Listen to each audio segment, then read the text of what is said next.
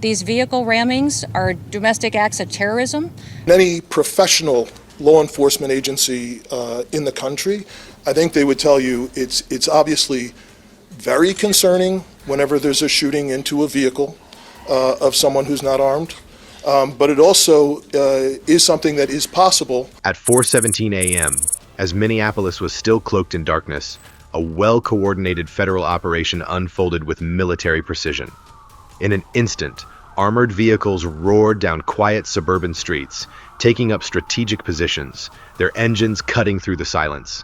Federal agents from ICE and DHS flooded key locations across the city, moving without a sound, no sirens, no warning. With a cold efficiency, the team stormed homes, offices, and warehouses, breaking through locked doors and setting their sights on a shadowy underworld hidden beneath the city's surface. There was no dramatic confrontation, just the unmistakable sound of boots hitting the floor, the sudden chaos of a covert operation that had been months in the making. This wasn't just another raid. This was an operation built on years of intelligence, a mission that would expose a network operating in the dark corners of Minneapolis and beyond. The target? A network of criminal activity that had been flourishing right under the nose of the public. And what's truly chilling is this: they knew exactly where to strike, when to strike. Everything had been calculated from the very beginning. But what did they uncover beneath the surface of Minneapolis that had been hidden for so long? To find out what happened next and what secrets were uncovered that night, subscribe to Military Power and stay tuned for the shocking details. What began as a large federal presence under a sweeping enforcement campaign rapidly escalated into chaos when a federal officer shot and killed 37-year-old Renee Nicole Good during an operation at 9:37 a.m. on Portland Avenue South. Good was a local resident returning home after dropping her child at school when a confrontation with federal agents turned deadly. According to multiple verified reports, the officer fired 3 shots that struck her as her vehicle moved away, a moment captured on video and shared widely online, turning the incident into a national flashpoint. The killing of Good ignited a wave of unrest that swept through Minneapolis and rippled across the United States. Thousands took to the streets in protest, demanding accountability and answers as scenes of heated demonstrations filled the news cycle and social platforms. Schools paused activities in the wake of unrest, and emergency responses surged as local leaders struggled to contain the fallout. Amid this turbulence, the federal government had already ramped up enforcement efforts in Minnesota under what was called Operation Metro Surge, a dramatic deployment of thousands of federal agents from agencies including ICE and DHS. These personnel, heavily equipped and operating in large numbers, were meant to assist with enforcement objectives and restore what officials described as order. However, the sight of so many agents moving through neighborhoods, often making stops and arrests, contributed to growing distrust and tension among residents. In the midst of this, whispers began circulating about deeper issues behind the surge. Local media and informal channels pointed to allegations involving a prominent local figure, Judge Hassan Douail, a well-known member of the Somali community in Minneapolis. According to these accounts, Douail's courtroom influence and community standing had shielded an extensive network of illicit activity that stretched far beyond the immediate uproar.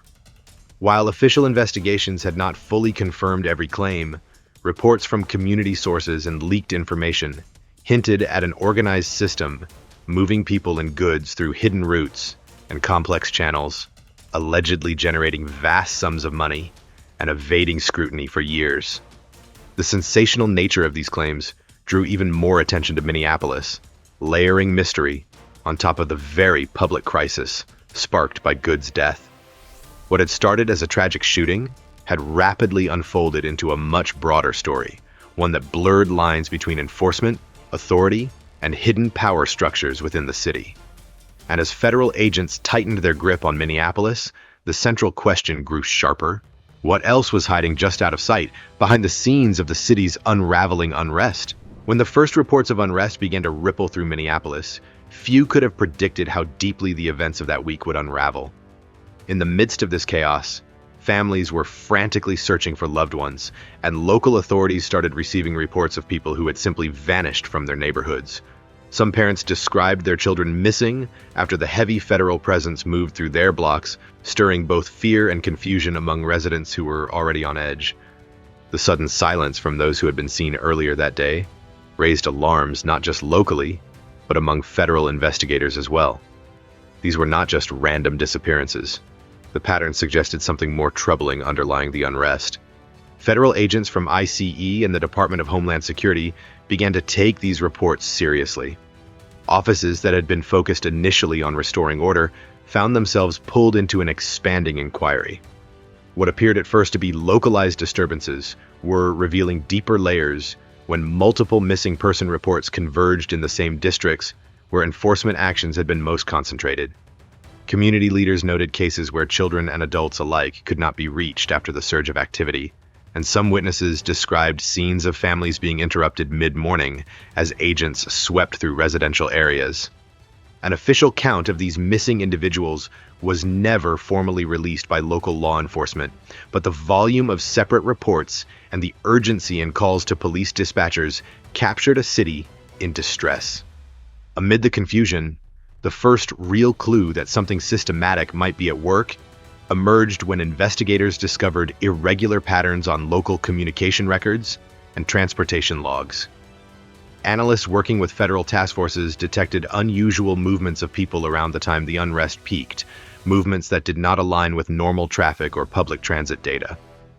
While authorities have not publicly disclosed detailed findings, sources familiar with the investigation indicated that some of these patterns suggested coordinated relocation efforts that went unnoticed until the broader inquiry began.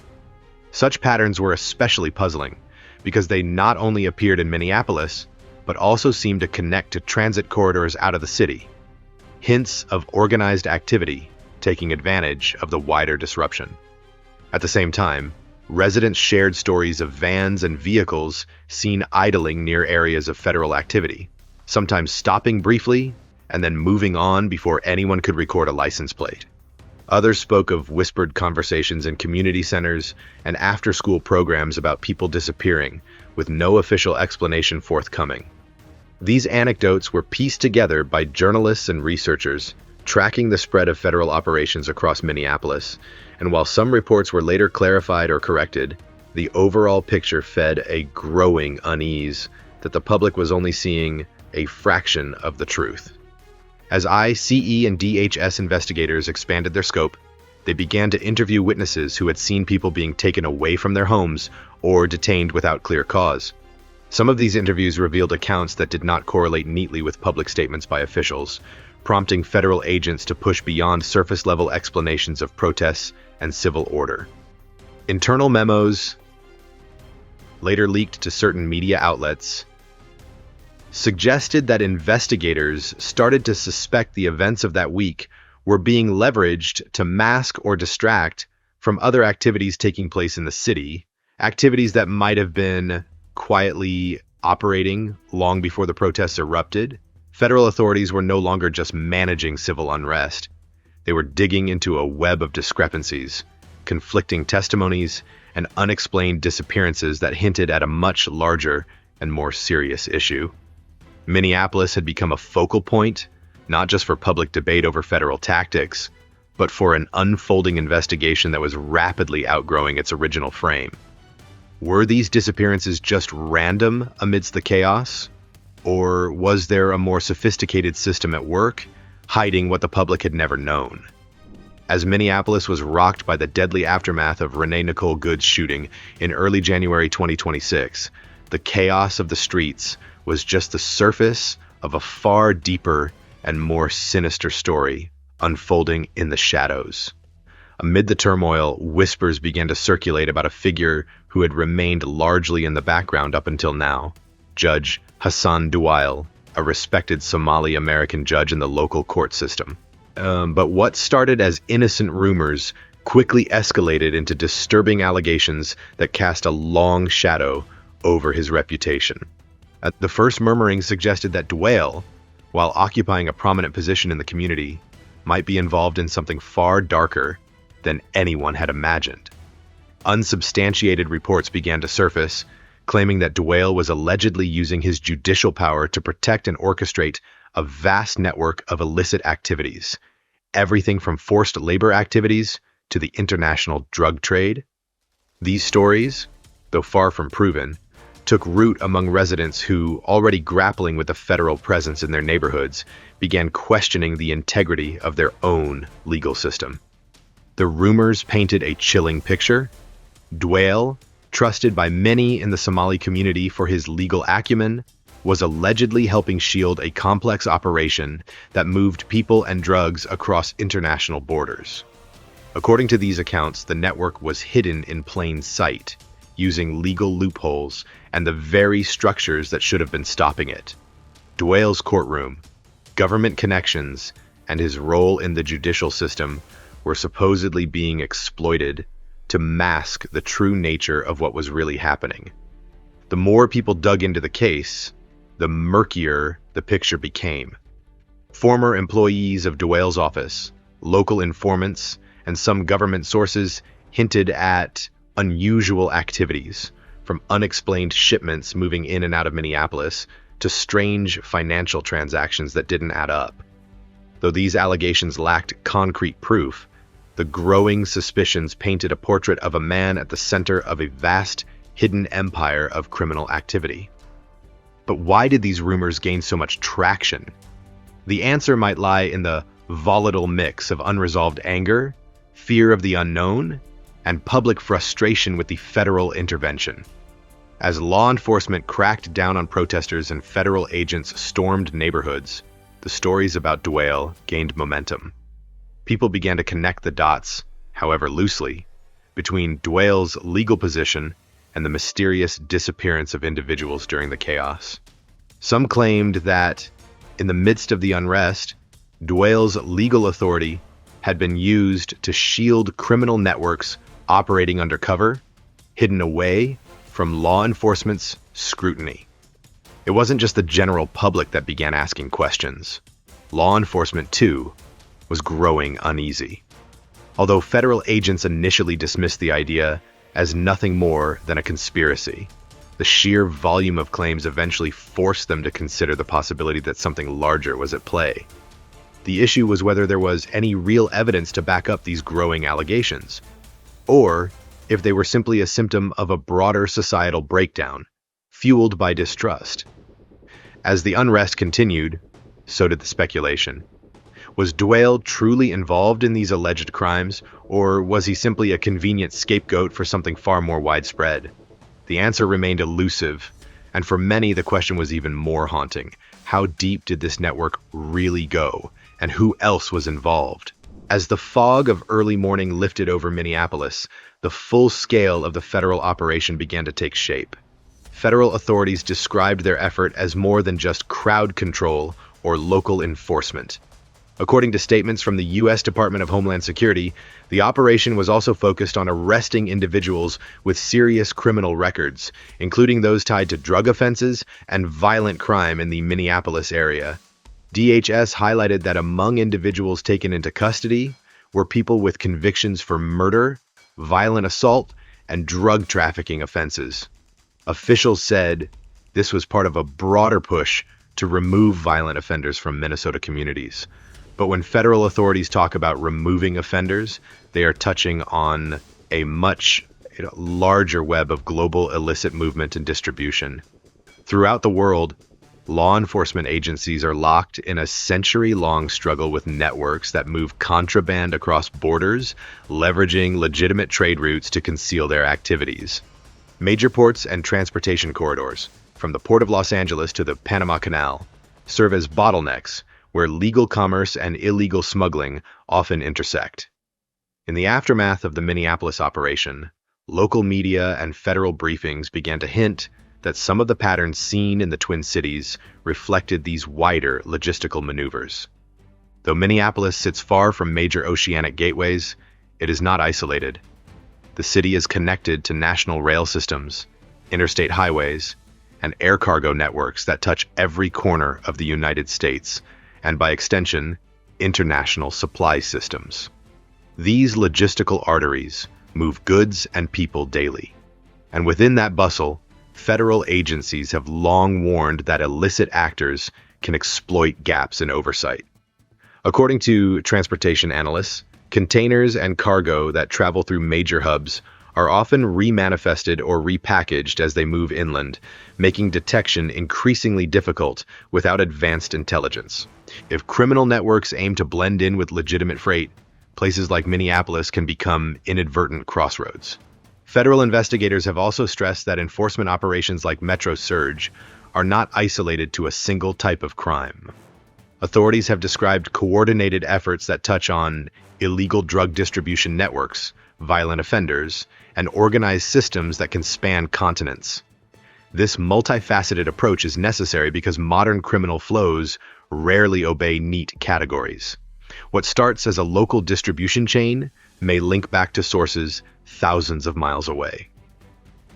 During the Minneapolis operation, DHS spokespeople repeatedly emphasized that arrests were aimed at individuals whose offenses included distribution of controlled substances and other violent crimes, reinforcing this interconnected view of law enforcement.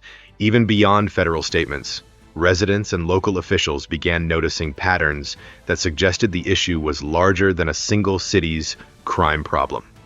News reports documented that ordinary neighborhoods, parks, and business districts were suddenly part of a broader enforcement sweep, leading to speculation about how deeply woven these problems were into everyday life. Some observers likened it to peeling back the layers of an onion. Every time one concern was addressed, another set of questions emerged about how these networks operated and how they connected to the broader national and international context. It's important to note that while arrests were made and local disruptions were evident, law enforcement did not publicly confirm the existence of a single, centralized, global network, with Minneapolis at its core. What investigators did make clear was that elements of drug distribution and violent crime seen in the Minneapolis arrests are part of a larger pattern that law enforcement across the country has been tracking for years, one that moves across states and borders, adapting as authorities tighten one loophole and another appears. As the operation progressed, analysts began to ask not just who was being arrested, but why these patterns had emerged in a city like Minneapolis at this moment in history. Was it simply a consequence of long-standing national logistics, or had deeper dynamics been playing out beneath the public surface for years? Federal agencies made no claim of having unraveled a vast global enterprise overnight, but the Minneapolis intervention did highlight a truth that law enforcement rarely states so plainly. Networks that touch on violence and illegal distribution are rarely isolated.